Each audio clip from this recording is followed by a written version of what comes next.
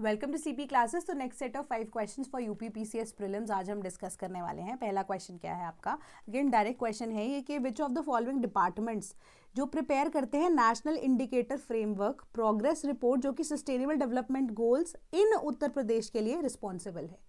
ठीक है, department of finance, education या प्लानिंग। आपको कोड सिलेक्ट करना था, बट अकॉर्डिंगली अगर आप यहाँ पर डायरेक्ट आंसर देखो, सस्टेनेबल डेवलपमेंट गोल्स की यहाँ पर बात हो रही है in the context of a particular state. And Uttar Pradesh की जब हम बात कर रहे हैं, one of the earliest states जिन्होंने सस्टेनेबल डेवलपमेंट गोल्स के मॉडल को यहाँ पर अडॉप्ट करने की कोशिश की थी। तो ministry of finance and ministry of education की जब हम बात कर रहे हैं, ये दोनों के दोनों इंडिकेटर्स जो हैं प्रोवाइड करेंगे किसके, फाइनेंस के। अगर डिपार्टमेंट ऑफ फाइनेंस की भी अगर आप बात करते हो तो वो तो फाइनेंशियल रिपोर्ट से डील ही करेंगे ना। डिपार्टमेंट ऑफ आप यहाँ पर बात करो एजुकेशन, वो भी एजुकेशन से डील करते हैं, तो किसी तरह की ऐसी प्रोग्रेस रिपोर्ट वो नहीं निकालते हैं। डिपार्टमेंट ऑफ प्लानिंग जो है वो मेजरली रिस्पॉन्सिबल है कि फ्रेमवर्क या प्रोग्रेस रिपोर्ट निकाल सके। हाँ, हालांकि जो इंडिकेटर्स यहाँ पर सस्टेनेबल डेवलपमेंट गोल्स के लिए यूज हो रहे हैं उसके लिए एजुकेशन या फाइनेंस इंपॉर्टेंट हो सकता है, बट ये डिपार्टमेंट्स का कोई रोल नहीं है in the preparation of any kind of report. ठीक है, तो correct answer is option number B. तो नेशनल इंडिकेटर फ्रेमवर्क रिपोर्ट जो प्रोग्रेस की है when it comes to Uttar Pradesh, तो डिपार्टमेंट ऑफ प्लानिंग यहाँ पर इसको काम करता है। गवर्नमेंट ऑफ उत्तर प्रदेश जो है इसकी नोडल अथॉरिटी होती है, तो गवर्नमेंट के साथ डायरेक्टली ये काम होता है। ठीक है, तो आप कह सकते हो एक तरह से ऐसा डिपार्टमेंट जो चीफ मिनिस्टर के अंडर डायरेक्टली यहाँ पर काम कर रहा है, बाकी डिपार्टमेंट्स या मिनिस्ट्रीज का इसमें कोई लेना देना नहीं होता है। तो ये सस्टेनेबल डेवलपमेंट प्रोग्रेस रिपोर्ट या जिसको हम NIF प्रोग्रेस रिपोर्ट भी बोलते हैं, तो इसका यहाँ पर that is national indicator framework report भी बोलते हैं, वो ये बनाता है।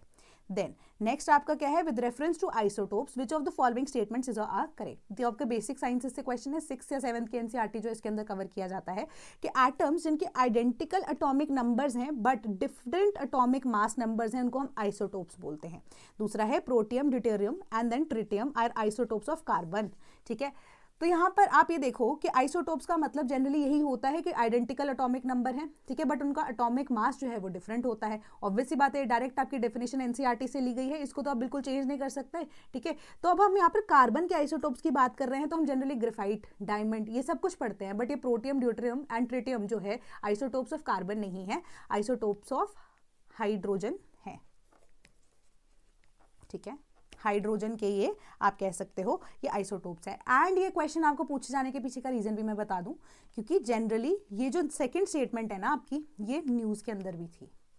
ठीक है, तो वहाँ पर डायरेक्टली जब हम हाइड्रोजन से हार्नेस करने की बात करते हैं ना एनर्जी की, तो उसकी वजह से जो आइसोटोप यहाँ पर यूज़ किया जा सकता है या हमारे पास जो बाई प्रोडक्ट यहाँ पर निकल के आता है, उसी के कॉन्टेक्स्ट में हमारे न्यूज़ के अंदर भी बताया गया था, जहाँ पर स्पेसिफिकली आपको प्रोटियम, ड्यूटेरियम एंड ट्रिटियम के बारे में बताया गया था। तो इसी वजह से आपसे क्वेश्चन भी पूछा गया है। So you can just basically consult कि आपका ये बेसिक साइंसेज प्लस आपका ये जो करंट अफेयर्स है, दोनों के साथ ये मिक्स बैच आपको ये क्वेश्चन या मिक्स बैग वाला क्वेश्चन जो है आपको पूछा गया था। देन आपके पास है match list 1 with list 2, Fairlie simple question था। 7 शेड्यूल की जब हम बात करें तो हमारे मन में आती है लिस्ट। 8 शेड्यूल जिसके बारे में आपको पीछे भी क्वेश्चन पूछा गया था, which among the following languages is not a part of the 8 schedule, मतलब वो लैंग्वेजेस की यहाँ पर बात कर रहा है आपसे, है ना। तो वहां से भी आप इसका आंसर निकाल सकते थे। पेपर के अंदर एक जगह आंसर दिया हुआ, एक जगह को क्वेश्चन पूछा गया है।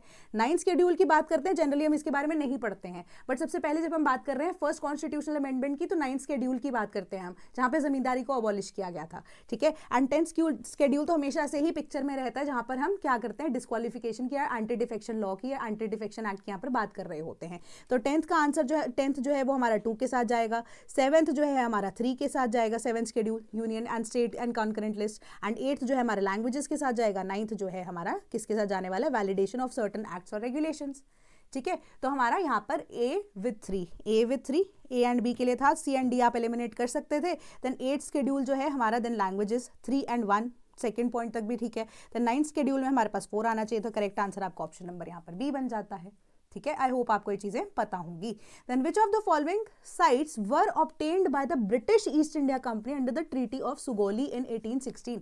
तो ट्रीटी ऑफ सुगोली कब हुई, ट्रीटी ऑफ सुगोली 1816 के अंदर हुई। किस किस के बीच में हुई थी, यहाँ पर नेपाल प्लस ब्रिटिशर्स के बीच में।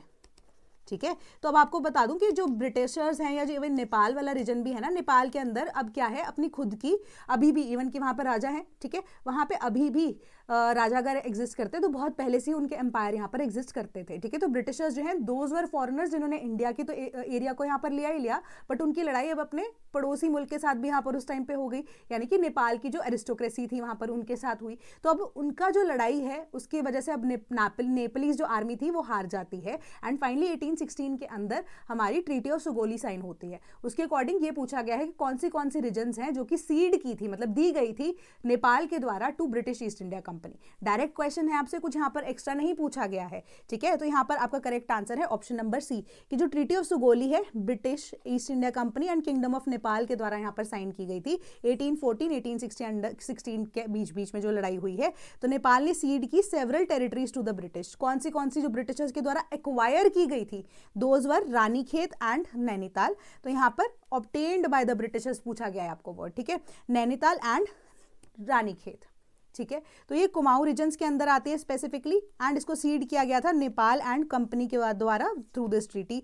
अब उसके अलावा अब यहाँ पर देखो शिमला वाला रीजन जो है, जुब्बल एरिया एंड क्योंथल वाला रीजन जो है वो भी नेपाल के द्वारा यहाँ पर दे दिया गया था। अब वो समर कैपिटल ऑफ ब्रिटिशर्स जिसको हम शिमला की यहाँ पर बात करते हैं। रानीखेत कुमाऊं रीजन के अंदर नेपाल ने सीड किया था टू द ब्रिटिशर्स, ठीक है। एंड नैनीताल वाला रीजन जो है also part of the Kumaon region जिसको सीड किया गया था अंडर दिस ट्रीटी ब्रिटिशर्स के द्वारा। सी करेक्ट आंसर आपका बन जाता है।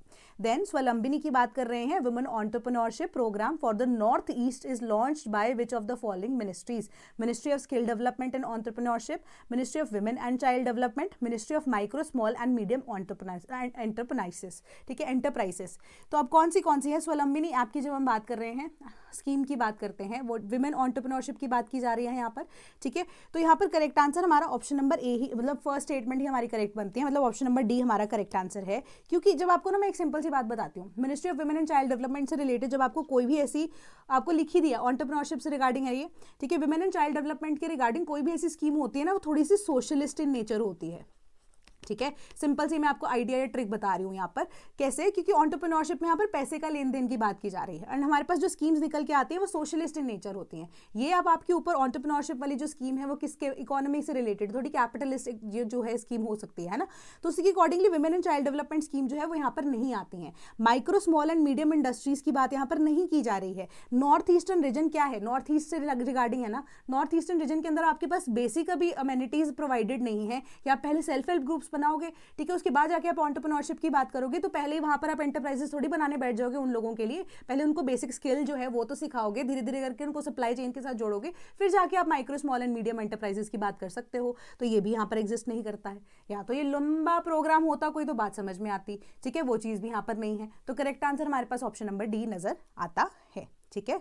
तो आपके आज के 5 क्वेश्चंस यही थे, and if you wish to become a part of the sleepy family तो यूपीपीसीएस का फाउंडेशन कोर्स, प्री का क्रैश कोर्स, प्री की test series and pre crash and test series दोनों का ही कॉम्बो यहाँ पर अवेलेबल है ओनली ऑन आवर वेबसाइट। तो आप क्या कर सकते हो, www.cpclasses.com पर जाकर विजिट भी कर सकते हैं, या आप हमारे टोल फ्री नंबर 1800-890-3043 पे कॉन्टैक्ट भी कर सकते हैं, या sleepy.classes@gmail.com पे हमें ईमेल भी कर सकते हैं अगर आपको कोई भी तरह की कोर्स की इंक्वायरी करनी है तो, ठीक है। तो see you on the other side, and तैयारी अपने करते रहिए, चाहे आप हमें ज्वाइन कीजिए या नहीं कीजिए, तैयारी अपनी पूरी की पूरी रखिए, चाहे पेपर दिसंबर में है बट अभी से प्रिपरेशन करना बहुत ज़्यादा जरूरी है। कोई डाउट हो तो अगेन मुझे कमेंट सेक्शन में आप जरूर बता सकते हैं। Thank you so much.